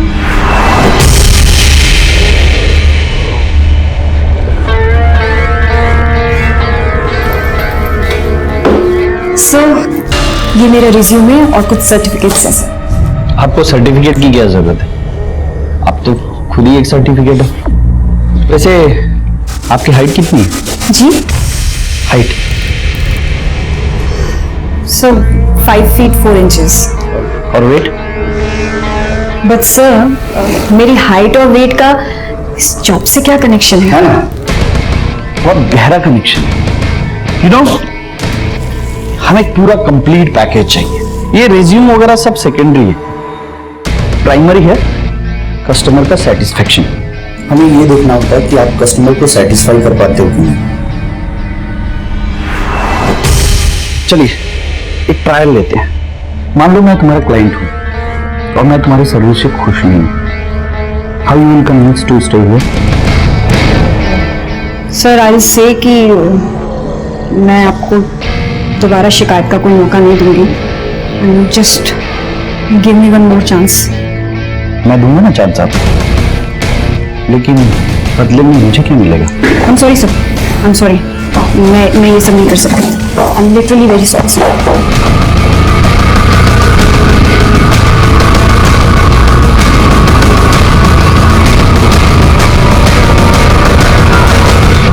Sir, Aarti के कॉल रिकॉर्ड में एक नंबर मिला है जिससे वो लगातार टच में रहती थी। ये देखिए सर। सर, ये नंबर यूपी के नोएडा शहर का है। आरती यूपी से है, बात करो इस नंबर पे, जरूर उसके किसी करीबी का होगा। Okay sir. हेलो जी, हम जगदीश बोल रहे हैं। हम आरती को जानते हैं, पर आप कौन? सर, आरती के कॉल रिकॉर्ड में जो नंबर मिला था वो नंबर उसके चाचा का है। उसका नाम जगदीश है। सर ये जगदीश यूपी पुलिस में कांस्टेबल है। उसको कल थाने बुलाया। आलोक के लॉयर फ्रेंड से बात हुई? सर पता चला है आलोक मर्डर और फ्रॉड के केसेस लड़ रहा था। आलोक जो केसेस लड़ रहा था और जिन जिनको उसने सजा दिलवाई सबकी डिटेल्स निकालो। हो सकता है किसी ने कोई पुरानी दुश्मनी निकाली हो। Okay sir. सर, आरती और आलोक की शादी वाकई में एक मंदिर में हुई थी। शेखर नाम के एक वकील ने वो शादी अटेंड भी की थी सर। जी हाँ, मैंने आलोक और आरती की शादी अटेंड की थी। देखिए ना, अभी बेचारा आलोक की शादी को 1 महीना भी नहीं हुआ था। और शेखर जी ये बताइए क्या पिछले कुछ दिनों में आलोक किसी बात को लेकर परेशान था? वो एक्चुअली आरती के साथ में जो रेप वाला हादसा हुआ था उसको लेकर आलोक काफी शर्मिंदगी महसूस कर रहा था। सर आरती का इस दुनिया में कोई नहीं, ले देके हम ही उसके रिश्तेदार हैं और हमने ही उसका कन्यादान किया था। अच्छा बताओ कि तुम्हें पहले से पता था कि आरती ने बिल्डर केशवानी पर रेप का आरोप लगाया था? ये उसने हमें बताया था और कुछ दिन बाद उसने फोन भी किया था। उसने बताया था कि उसके साथ जो कुछ भी हुआ उससे आलोक बहुत शर्मिंदा है और उससे तलाक लेना चाहता है। तलाक? आलोक आरती से तलाक लेना चाहता था? जी, आलोक चाहता था कि आरती केस वापस ले। नहीं है, केस वापस लेने की तो एक अलग वजह थी।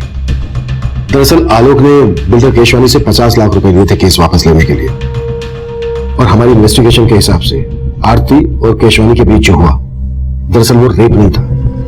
रेप नहीं था? सर ये आप क्या कह रहे हैं? आरती ने खुद फोन करके हमें बताया था और हमने उसे फोन करके समझाया भी था।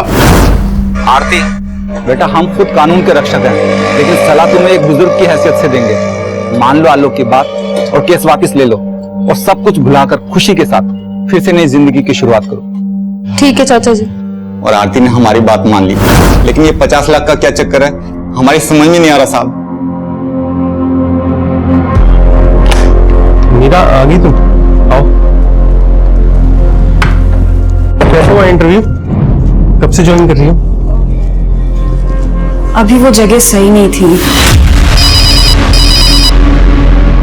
हेलो सर, आलोक के बैंक स्टेटमेंट से पता चला है कि जो 50 लाख रुपए उसके अकाउंट में ट्रांसफर हुआ था वो पैसा अगले ही दिन आलोक के अकाउंट से इस हरीश भटनागर के अकाउंट में ट्रांसफर किया गया। हरीश भटनागर कौन है? सर ये हरीश भी वकील है। इसकी बैंक से इसका एड्रेस और ये फोटो भी मिला है, लेकिन सर उसका नंबर स्विच ऑफ आ रहा है। आलोक ने केशवानी को ब्लैकमेल करके जो पैसा हासिल किया वो पैसा आलोक किसी और को क्या देगा? आलोक भी लॉयर, ये हरीश भी लॉयर। जरूर ये कानून के रखवाले कोई गैर कानूनी काम कर रहे थे जिसके चलते आलोक का मर्डर हुआ। इस गुत्थी को अभी ये हरीश ही सुलझाएगा।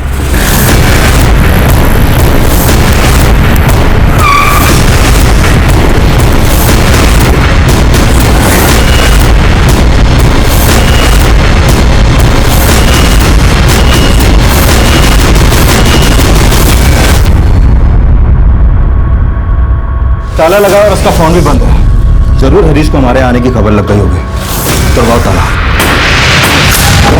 केशवानी ने आलोक के अकाउंट में पैसा ट्रांसफर किया आलोक की लाश में। आलोक ने हरीश के अकाउंट में पैसा ट्रांसफर किया हरीश की लाश में। सर कहीं वाकई में ये आरती तो मास्टरमाइंड नहीं है इस पूरी साजिश की, जैसा आपने कहा था? हो सकता है या तो आरती ही इस मुसीबत की जड़ है या फिर खुद आरती किसी बड़ी मुसीबत में है।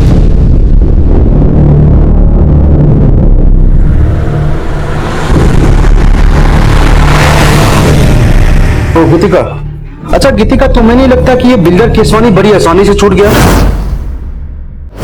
आसानी से भी बड़े सस्ते में छूट गया। 1 करोड़ भी मांगते ना तो इजीली मिल जाते उससे। और वैसे भी लंगोट की ढीले लोगों की कमी नहीं है अपने यहाँ। तो अब से नजर रहेगी हमारी उन पर, सबकी रिपोर्टिंग होगी। ऐसे लोग इजीली नहीं बचने चाहिए और हमारा मिशन है जैसे हवस के पुजारियों का पर्दाफाश करना। तो शुरू करते हैं ना, मेरी तीसरी आंख भी रेडी है। हरीश भटनागर वकील है? हम किसी हरीश भटनागर को नहीं जानते और ना ही आरती के मुंह से कभी ये नाम सुना।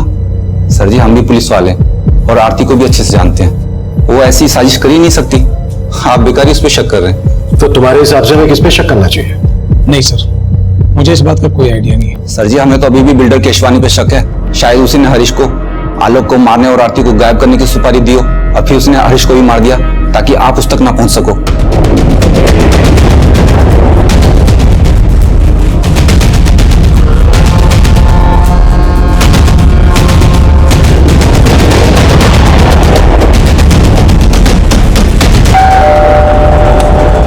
मीरा आओ, देखो तुम्हारे फ्रेंड्स कब से तुम्हारा वेट कर रहे हैं।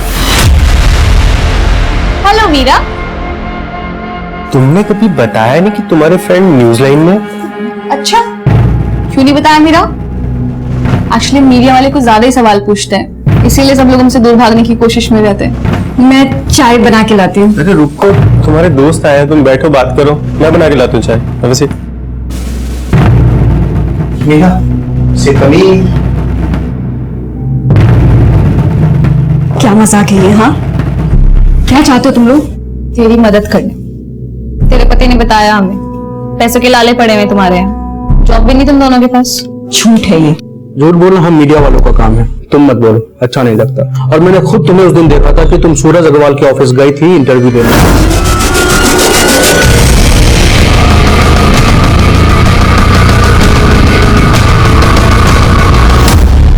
आखिर चाहते क्या हो तुम लोग मुझसे? हाँ, एक तरफ आरती का मिसिंग होना हमारे लिए पहली बनता जा रहा था। आलोक के मर्डर से जुड़ी कोई भी लीड हमें नहीं मिल रही थी। वहीं दूसरी तरफ इस केस से जुड़े एक और विवाहित जोड़े की जिंदगी में जुर्म की दस्तक गूंज रही थी। लेकिन उस वक्त हम इस बात से बिल्कुल अनजान थे। हमारा पूरा ध्यान आलोक और हरीश के कातिल को खोजने में था। सर, हरीश भटनागर के अकाउंट में आलोक के मर्डर के तुरंत बाद 40 लाख रुपए ट्रांसफर किया गया था, और यह अमाउंट किसी डॉक्टर वाधवा के अकाउंट से ट्रांसफर हुआ था। सर, जाहिर सी बात है, डॉक्टर वाधवा ने इतना सारा पैसा कोई केस लड़ने के लिए तो ट्रांसफर किया नहीं हो। वकील और डॉक्टर लाखों की हेराफेरी कर हरीश के अकाउंट में ट्रांसफर किया, और फिर आलोक के मर्डर के तुरंत बाद डॉक्टर वाधवा ने भी 40 लाख रुपए हरीश के अकाउंट में ट्रांसफर किया। सर, जरूर यह हरीश किसी बड़े रैकेट का हिस्सा है। हरीश तो अब रहा नहीं। चलो डॉक्टर वाधवा से सवाल करते हैं। देखिए सर, मैंने कुछ नहीं किया है, मैं आपके कोई सवाल का जवाब नहीं दूंगा। पहले मुझे अपने लॉयर से बात करनी होगी। लेकिन कैसे बात करेंगे आप? आपका लॉयर तो मर चुका है हरीश, जिसके अकाउंट में आपने 40 लाख रुपए ट्रांसफर किए। देखिए, मैं किसी हरीश को नहीं जानता, मुझे जाने दीजिए, मुझे देर हो रही है, मुझे क्लिनिक जाना है। आप ईएनटी स्पेशलिस्ट हैं ना? नाक कान और गले के डॉक्टर? राइट। मतलब मैंने अगर आपकी नाक तोड़ी, कान मोड़ा, गला दबाया तो आप अपना इलाज खुद से कर लेंगे? देखिए, आप ऐसा कुछ नहीं कर सकते मेरे साथ। करने को तो मैं बहुत कुछ कर सकता हूँ डॉक्टर, मर्डर का मैटर है। और यकीन मानो, अगर आपने हमारी मदद नहीं की तो डॉक्टर से सीधा मरीज बनाकर छोड़। सर, एक लड़की मुझे ब्लैकमेल कर रही थी, कह रही थी अगर मैंने उसे पैसे नहीं दिए तो वो पुलिस में जाएगी और मुझे एक झूठे रेप चार्जेस में फंसा देगी। वो लड़की मेरे क्लिनिक में मरीज बनकर आ गई और साथ में छुपाकर कैमरा भी लाई थी। फिर मैं थोड़ा सा बह गया था।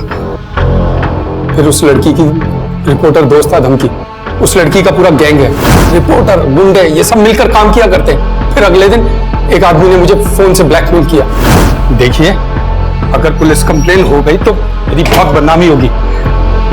प्लीज कुछ ले दे के बात खत्म कीजिए ना। चल ठीक है, 60 लाख निकाल और अपनी इज्जत लूटने से बचा ले। 60 लाख? अरे 60 लाख देते देते मैं पूरा लूट जाऊंगा, बर्बाद हो जाऊंगा। देख भाई, इज्जत और जान एक बार जाए तो फिर वापस नहीं आते। चल तेरे लिए फाइनल ऑफर 40 लाख। कौन थी वो लड़की? और जिस आदमी ने तुम्हें फोन पे ब्लैकमेल किया उसका नंबर है तुम्हारे पास? सर, ना ही मैंने उस लड़की को पहले कभी देखा है और ना ही उस बंदे का नंबर है मेरे पास। तुमने अभी हमें बताया कि उस लड़की के गैंग में कोई रिपोर्टर भी है? जी हाँ, एक लड़की रिपोर्टर है और साथ में कैमरामैन भी। आप बता रहे थे किसी न्यूज चैनल के लिए काम करते हैं। कौन सा न्यूज चैनल? सर, कोई स्पीड न्यूज चैनल बता रहे थे। तुम्हारे क्लिनिक में सीसीटीवी तो होगा? हाँ।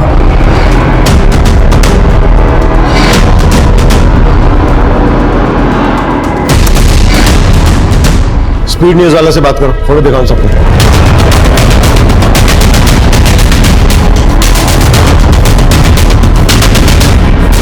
सर, ये फोटोज मैंने अपने पूरे स्टाफ को दिखाई। इनमें से तो हमारे यहाँ कोई भी काम नहीं करता और ना ही इनकी फोटो हमारी प्रीवियस स्टाफ रिकॉर्ड्स में से किसी से भी मैच करती। डॉक्टर वाधवा और बिल्डर केसवानी, दोनों के केस में मुझे एक ही पैटर्न लग रहा है। दोनों को लड़कियों ने सेड्यूस करके अपनी ओर आकर्षित किया और फिर ब्लैकमेल किया। और ऊपर से डॉक्टर वाधवा और बिल्डर केशवानी, ये दोनों ही काफी नामी और पैसे वाले लोग हैं सर। राइट। मुझे लगता है गैंग रिसर्च करके पूरी प्लानिंग के साथ हनी ट्रैप का जाल बिछाता होगा। सर, हो सकता है इस रिपोर्टर और कैमरामैन के साथ आरती भी मिली हुई हो। हमें इन तीनों तक जल्द से जल्द पहुंचना होगा। शायद इनसे हमें आरती के बारे में कोई लीड मिले। पता नहीं आरती जैसी और कितनी लड़कियां होंगी जो इस गैंग के लिए हनी ट्रैप का काम करती होंगी। मीरा, इतनी टेंशन क्यों ले रही हो? इसमें कुछ भी गलत नहीं है। तुम इतनी हैरानी से क्यों देख रही हो? देखो, तुम्हारी फ्रेंड तुम्हारी मदद लेके एक स्ट्रिंग ही तो कर रही है ना। ये तो अच्छा है, एक गलत आदमी इस दुनिया के सामने आएगा और देखा जाए तो ये एक तरह से समाज सेवा है और इसी बहाने हमारे कुछ पैसे भी बन जाएंगे। अभी तुम्हें आइडिया है ना कि इस स्टिंग में मुझे यानी तुम्हारी बीवी को क्या क्या करना पड़ सकता है? और अगर इस महीने इस घर का रेंट नहीं दिया ना तो हमारे साथ क्या क्या होगा मुझे ये भी आइडिया है। सर, हिसार, कानपुर और फरीदाबाद में भी इस तरह के केसेस हुए हैं जहां पर पहले लड़की ने रेप का चार्ज लगाया और फिर अपना केस वापस ले लिया। और सर, जिन जिन लोगों के नाम इन केस में उछाले गए थे वो काफी नामी ग्रामी लोग थे, या तो कोई बहुत बड़ा बिजनेसमैन था या फिर वेल नोन प्रोफेशनल, जैसे कि बिल्डर केशवानी, डॉक्टर वाधवा। क्या इनमें से किसी केस में आरती इन्वॉल्व थी? नहीं सर, इन सभी केसेस के इंचार्ज को मैंने आरती की फोटो भेजी थी, लेकिन उनमें से किसी ने भी आरती को नहीं पहचाना। क्या इन लड़कियों में से किसी का लॉयर आलोक मेहरा या हरीश भटनागर था? नहीं सर, लेकिन एक लॉयर था सर जो इन सारे केसेस में कॉमन था। कौन? शेखर शर्मा, आलोक मेहरा का दोस्त। बगल में छोरा और हम पूरे शहर में ढिंढोरा पीट रहे हैं। अभी शेखर को पीटते हैं।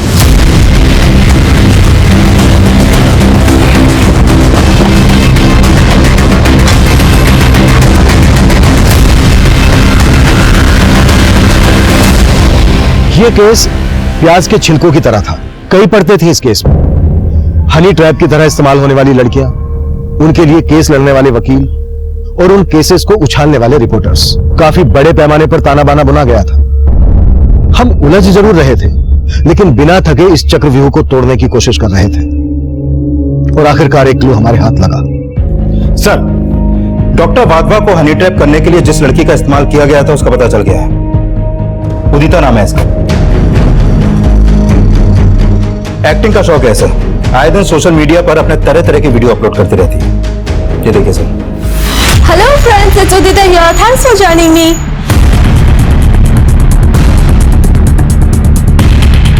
मैं छोड़ूंगी नहीं आप लोगों को।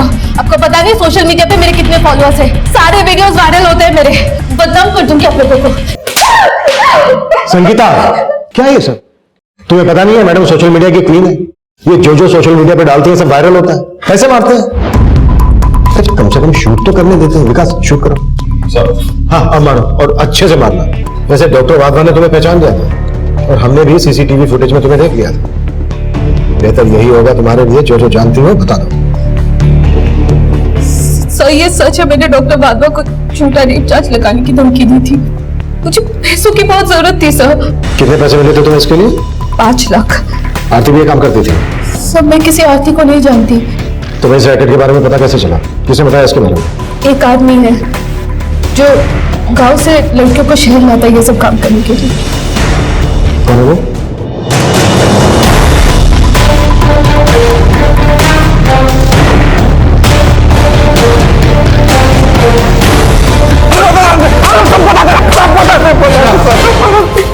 सबसे पहले ये बता कि तेरे गैंग का अगला शिकार कौन होने वाला है? मैं कम इन सर? कम इन।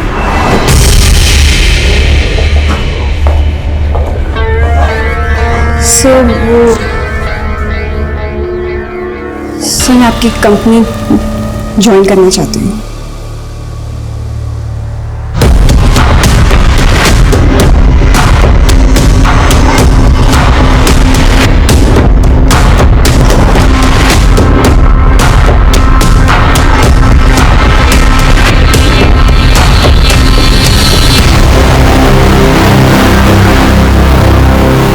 हाँ, ठीक है।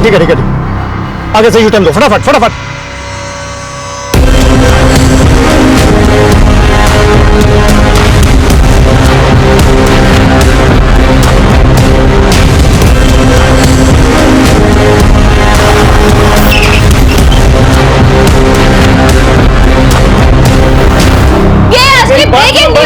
इतने बड़े रिकॉर्ड के मालिक गणेश अग्रवाल। मेरी बात सुनिए मैडम, बंद करिए। Relax madam, relax. अब आप ब्रेकिंग न्यूज नहीं दिखा पाएंगे क्योंकि आपकी ब्रेकिंग न्यूज बनेगी। Sangeeta. Yes sir. But sir, हम चलो सर। चलिए।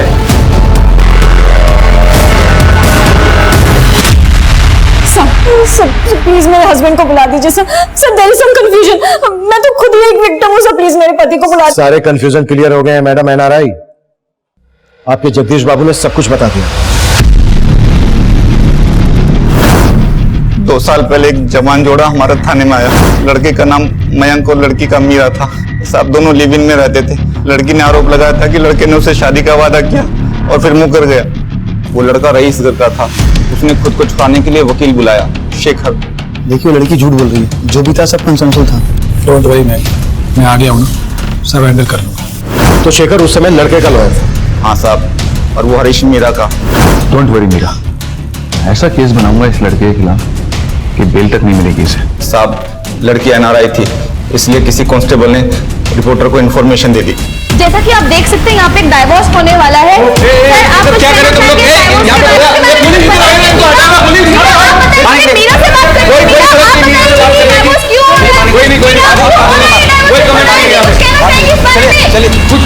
सर मामला ऐसा बिगड़ा कि मयंक घबरा गया। फिर वो केस को रफा दफा करने के लिए, सबका मुंह बंद करने के लिए राजी हो गया। फिर मैंने और हरीश ने लड़की से बात की और वो मान गई। आखिरकार सौदा 14 लाख में तय हुआ।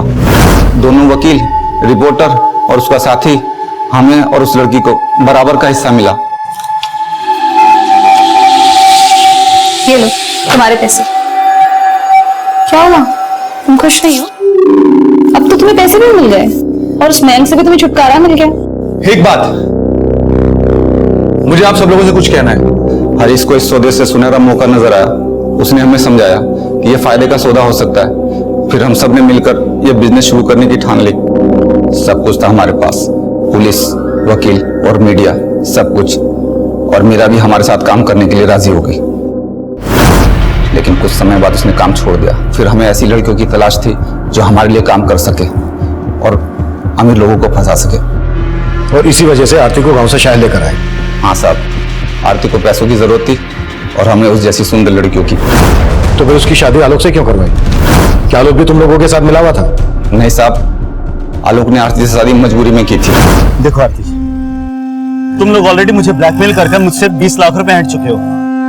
अब क्या चाहिए तुम्हें मुझसे? उन पैसों से मेरे हाथ कुछ भी नहीं लगा। वो सारे पैसे तो पुलिस, वकील और रिपोर्टर खा गए। अरे तो उनसे जाकर लड़ना, मुझे क्यों परेशान कर रही है? देखो आलोक, या तो तुम मुझे पैसे दे दो या फिर मुझसे शादी कर लो। तो जैसी घटिया लड़की के साथ शादी करने के बारे में सोच भी नहीं सकता मैं। तो ठीक है, मैं फिर से तुम पे रेप चार्जेस लगा दूंगी। और याद रखना, हमारे वीडियो की एक कॉपी अभी भी मेरे पास है। फिर आलोक ने आरती से मजबूरी में शादी की और हमने उसे भी इसमें घसीट लिया। लेकिन केशवानी से पैसे मिलने के बाद आलोक पलट गया। उसने तय किया कि वो आरती को तलाक दे देगा। तो इसलिए आलोक को तुमने मार दिया? नहीं साहब, हमने आलोक को नहीं मारा। तो आरती ने मारा? कहाँ है आरती? सर हमें नहीं पता कि आरती कहाँ है। तो अब कंफ्यूजन क्लियर हो गया मैडम एनआरआई कि आप विक्टिम नहीं बल्कि शिकारी हैं। चलो फटाफट बोलो, किस किस को शिकार बनाया और टोटल कितने पैसे लूटे? सर कुल मिलाकर 15 करोड़ 40 लाख की लूट की। चलो पैसों का हिसाब तो हो गया, लेकिन जो मर्डर हुए थे आलोक और हरीश का, वो किसने किए? और ये शेखर कहाँ मिलेगा? पता नहीं साहब। नहीं पता? मैडम आपको पता है? हमने उन्हें काफी तोड़ा, पर वो अपनी इस बात पर अड़े रहे कि आलोक और हरीश के मर्डर से उनका कोई लेना देना नहीं। उधर शेखर देश छोड़कर भागने की तैयारी में था, पर आखिरकार हमने शेखर के ठिकाने का पता लगा लिया। शेखर अरेस्ट हुआ और उसने इस पूरे खेल से पर्दा उठाया।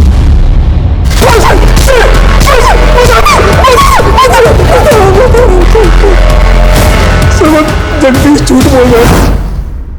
मेरे और हरीश के साथ वो भी शामिल था आलोक के मर्डर में।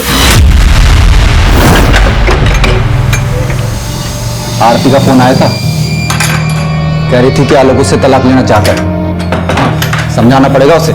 कोई फायदा नहीं है। मैंने बात की थी आलोक से, मानने को तैयार नहीं है। बोलता है कि अब साथ नहीं देगा हमारा। अरे वो तो पुलिस में जाने की धमकी दे रहा था। बड़ी मुश्किल से शांत किया उसे। लेकिन हमेशा के लिए शांत नहीं रहेगा वो, बल्कि हमें उसे हमेशा के लिए शांत करना पड़ेगा, वरना हमारे अच्छे खासे बिजनेस की बैंड बजा देगा वो। बिजनेस तो बंद नहीं होने देंगे, उसका मुंह ही बंद करना पड़ेगा।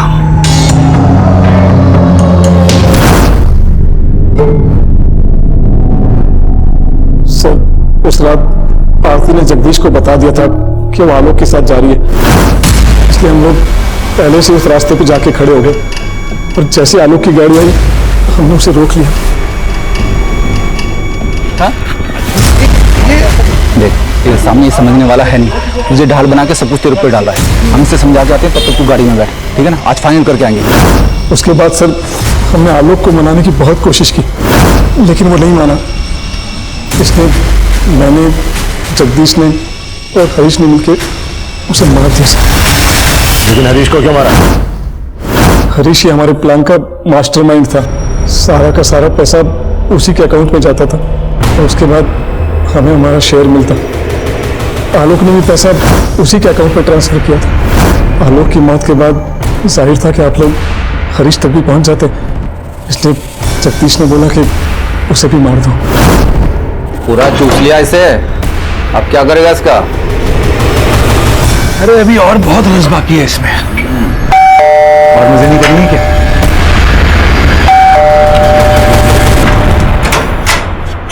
अरे तू है? आजा। चल हो गया ना, निकलते। चल चल चल चल, बंद कर बंद कर। आरती के साथ क्या किया? आरती के साथ क्या किया? बताते साहब, बताते। आलोक के मर्डर के बाद आरती को कुछ पता नहीं था, लेकिन जब उसे पता चला तो वो हल्ला मचाने लगी। मार दिया ना तुमने आलोक को? लाश कहाँ है आरती की?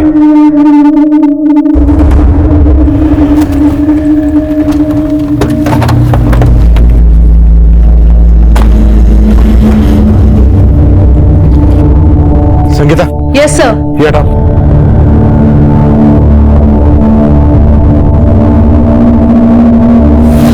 कांस्टेबल जगदीश और वकील शेखर पर आलोक, आरती और हरीश के मर्डर के चार्जेस लगाए गए और साथ ही उन पर रिपोर्टर गीतिका और कैमरामैन दीपक पर धोखाधड़ी के चार्जेस लगाए गए। फिलहाल गीतिका और दीपक जमानत पर बाहर है। ये केस हमारे लिए बेहद चौंकाने वाला था। सबसे हैरानी की बात यह थी कि जवान लड़कियों के अलावा हनी ट्रैप के इस रैकेट में पुलिस से लेकर वकील और जर्नलिस्ट जैसे प्रोफेशनल्स भी शामिल थे, जिन्हें क्राइम के खिलाफ लड़ना चाहिए था, वही क्राइम कर रहे थे। इस केस में हनी ट्रैप के झांसे में फंसे हर शख्स को कहीं ना कहीं दस्तक जरूर मिली होगी, लेकिन हवस के मारे उन्होंने उसे अनदेखा किया। इस केस में सबसे बड़ा विक्टिम था आलोक मेहरा, जिसे अपनी जान गंवानी पड़ी। आरती ने आलोक पर जब शादी के लिए दबाव बढ़ाया था, दरअसल आलोक को तभी सतर्क हो जाना चाहिए था। आरती और उसके गिरोह की ब्लैकमेलिंग के पीछे छुपी जुर्म की दस्तक को समझ जाना चाहिए था। अगर ऐसा होता तो आलोक जुर्म की दलदल में धंसने से बच सकता था।